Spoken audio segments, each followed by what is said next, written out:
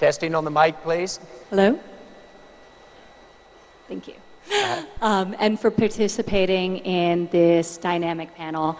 We appreciate it. I was so excited to come here to Hyderabad, this center of innovation, and to have the opportunity to meet with so many entrepreneurs from all over the world who are deeply inspired by their own individual mission.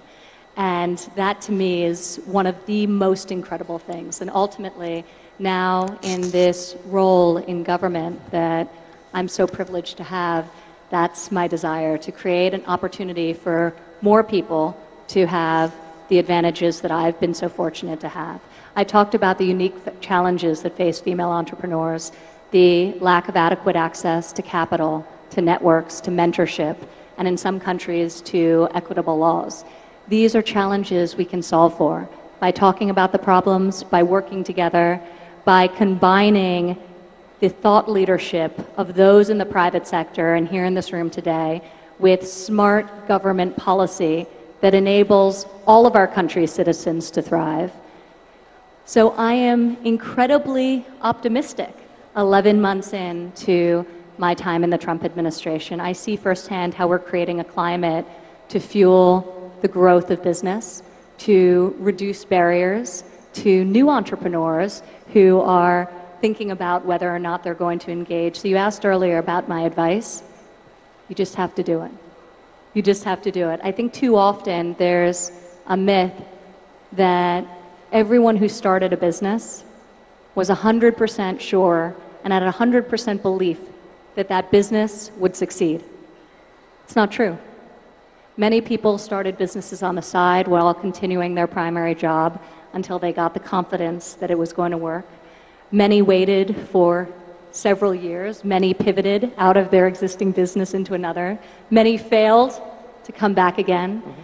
So to those aspiring entrepreneurs who are in this audience today and are wondering if you have what it takes, if you are deeply passionate about the company you want to start, if you're deeply passionate about your vision to create change and to create a product or service that will better the world, just go do it. Just go do it. No time like the present. Minister Sitaranam, you have an amazing record in your country here in India of women being successful in politics, in business, and the arts. What is the magic here? If you look at your Security Council, 2 of the 4 of you are women. You look at many of your political leaders throughout the country and many of your business leaders, they are also women. Today at the T-Hub at IIT University, we saw 35 of the startups going on, over 40% of them are women. What is the takeaway for many of us in this audience about what India is doing different and the generation of female leaders that you all have been able to develop and continue to develop? Well, I like to believe that that trait in the Indian women has always been there. Mm-hmm. But only in the last 60 years, because of the model of development that India had adopted, socialist.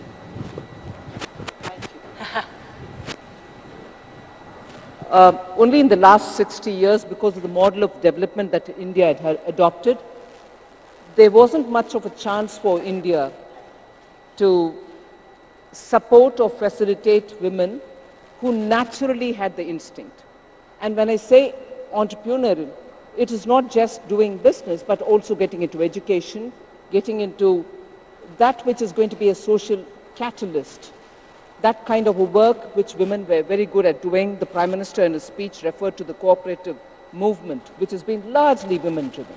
So if you look at it, even while writing the Constitution of India, there were 15 women, and some of them coming from very, very deprived, socially denied sections. I'll take the name of one particular lady who's been a part of these 15 women, Dakshayani Velayudan. Came from a Dalit. The word Dalit is now global, you'll know about it. Mm-hmm. Came from a Dalit community, but rose to become a part of this large team of people who gave India its constitution. So it is possible. Only now the focus is very clearly to bring all women on board, whether they are going to be scientists. In fact, the Mars mission, the rocket, which India launches is dominated by a woman scientist, Tessie Thomas. Yes. So it is possible in India, but of course, because education access has not been very widely available, a lot of emphasis by the government is now being given to send all girls to school, give them the necessary facilities, ensure that they go into higher studies, and so on. The momentum which is being given by Prime Minister Modi for small loans to be given for women, because in India, I can say this from my own experience, when you want to start a business as a woman, and if you approach a bank, the first thing that you have to provide is security for the loan that you're taking. And because women belong to a part of a family, in the sense either the father has to support, or if they're married, the husband has to support, on their own, many of them did not even keep some property. So it became the first necessary thing for a woman, and today, by law, and particularly the Mudra scheme, which the Prime Minister has launched, it has said, in fact, the Prime Minister, in one of his speeches said, I am the guarantor for every woman who wants that loan without a guarantee.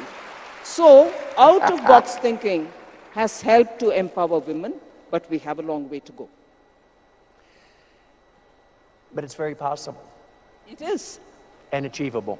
Achievable. And it's not a dream. Not at all. We can do it together. Yes, but of course, effort is needed by everybody. Agreed.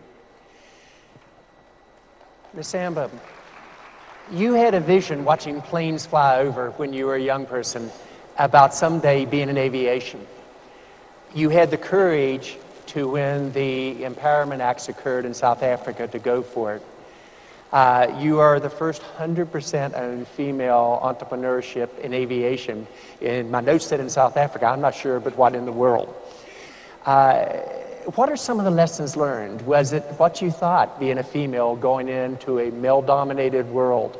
How did you adjust your leadership style, or did you, in terms of what was expected? And how could you teach many of us in the audience, not just the females, but us males that need to learn as well, what it was like for you in making these changes? Thank you, John, and good afternoon, everybody. For me, starting an aviation company started with a passion. I'm a human resources practitioner by profession, and one day I decided that, I want to follow my dreams. I want to find what lies within me and pursue that.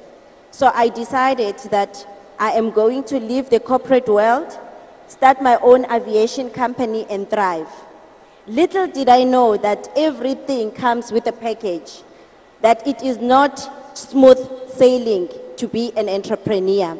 However, it is possible when you persevere and you have a vision and you look at the end of the road at what you want to achieve. There's been so many hurdles in getting and thriving in aviation industry.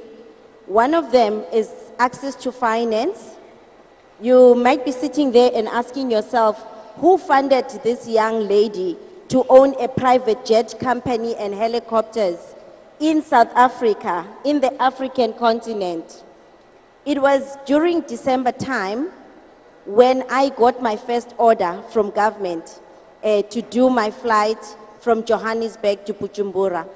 I had no finance at all, and I ran to finance institutions to go and ask for finance. But many doors closed because they said, one, aviation is a risky industry, and secondly, I didn't have collateral at all, to service the debt that I was looking for. But I didn't say, what, I'm not getting any help at the moment. I just decided to find alternatives. I called my mother, who had retired in South Africa, but who was working as a nurse in London, and said, Mommy, I have resigned. But here's the good news. I've got an opportunity to thrive as an entrepreneur. How can you help me? She had to leave London, where she was working as a nurse, to come and give me her pension money so that I start this business. And she also, thank you. And she also talked to her sister, who had also retired, to borrow me her funds so that I could start this aviation business.